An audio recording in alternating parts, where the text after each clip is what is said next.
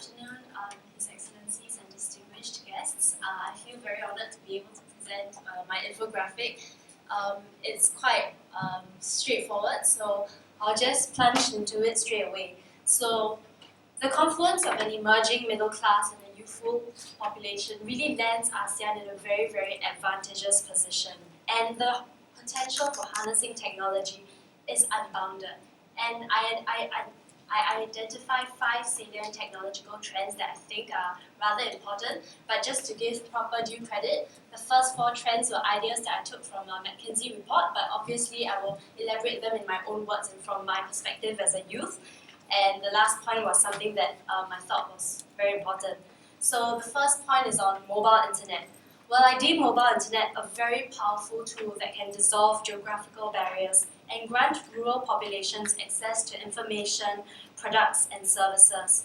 Well, being plugged online really expedites business processes and transactions. It really helps the flow of exchange of ideas, and it really culminates in a system, an ecosystem where everyone is connected all the time. And just last summer, I did an internship in Jakarta, and when I was in the car, I was never not caught in the jam. I was always caught on the jam. And there was once when getting from point A to B, although in Google Maps it told me it will only take me 15 minutes, I actually took 1 hour and 50 minutes.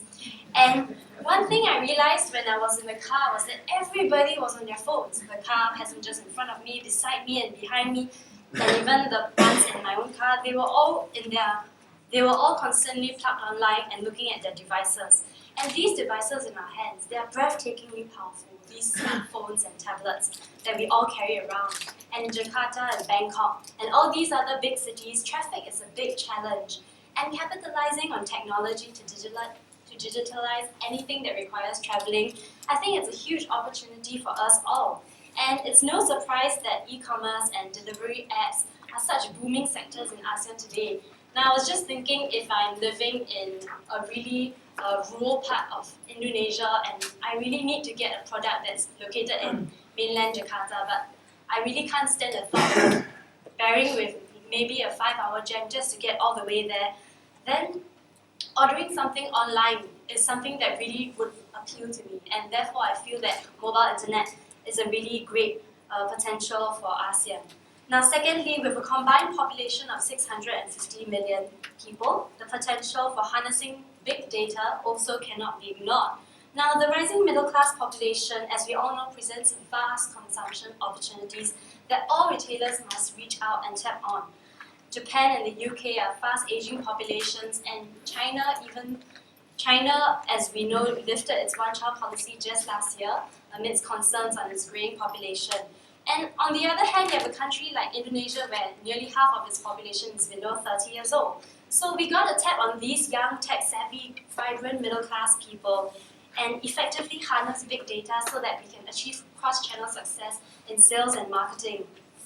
And the potential for big data transcends merely understanding and targeting customers just for sales and marketing purposes. It can be used to optimize business processes, improve public healthcare system, and enhance law and security, and even augment sports performance. The opportunities are limitless. And today, companies do more sales in a month than we used to do decades ago. So they definitely need strong and sound ways to store data and retrieve information. Well, that being said, I have to caution that database security is another big issue. I don't really have an answer to that, but hopefully we can all circumvent this problem.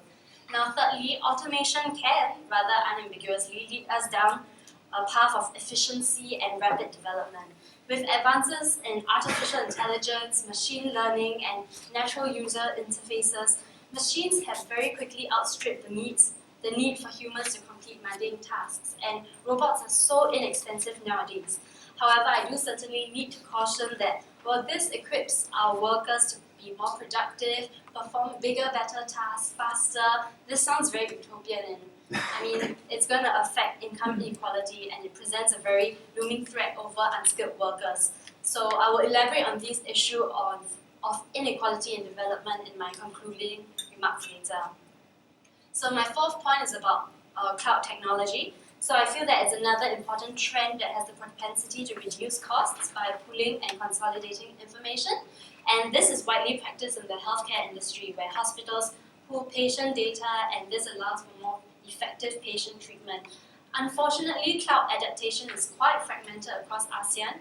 We have countries like Singapore and Malaysia who have comparatively higher rates of adaptation of cloud technology as compared to the Philippines, Indonesia, Thailand, and Vietnam, but definitely there is room to grow. Now, last but not least, I believe that social media will be wielded as a powerful tool now and in generations to come. Social media is something that I identify very strongly with because it came about at a time where I was very very keen to explore the internet, and I think it's something that most people in their 20s will identify with as well.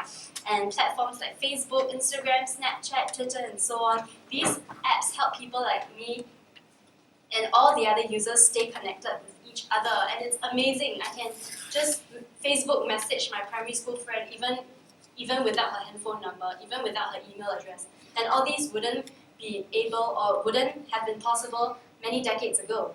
So all these networks also present vast advertising and sales opportunities, and it's to the point where such social sales comprise up to 30% of the volume of all transactions, according to a report by Bain. And a common scenario is where a consumer is interested in buying a product and connects with a seller via Facebook and perhaps agrees to make a purchase and arranges for payment and delivery on a peer-to-peer basis. And this is very, very common. And in doing this research for my presentation, again, I was reading a report by Bain where they interviewed this particular Thai consumer who said that she bought her tea on social media and she liked it because it was a small batch production. She thought it was very niche and she enjoyed interacting with the seller. And if she had seen this product like in a brick and mortar store, she probably wouldn't have bought it, which is a rather interesting trend, I must say. So definitely social media is not one to be underestimated. There's plenty of room to grow. But the enthusiasm for recognizing all these phenomena of like technology must never be just taken at face value. Definitely, I think that they have to be acted upon and materialized into making an ASEAN that is one that's technologically advanced and developed. But then again, technology will definitely affect development. As a geography and economics student, I studied a little bit about international economics, and there's one very interesting concept that we learned that's called skill-biased technological change. So that just means that there's a shift in the production technology that favors skilled workers, favors the educated, the more able people. And when you have skill-biased technological change, when there's an increase in demand for your products, there's an increase in demand for all these skilled labor, and which also means that there's a decrease in demand for unskilled labor. So what's going to happen to all these unskilled labor who are now getting made redundant and they feel that they can no longer compete in the new global marketplace? Well, that's a question that I don't have the answer to. I wish I had, but I mean there is definitely room for potential for technology to equip all these unskilled workers to be more productive than they are today. So thank you very much.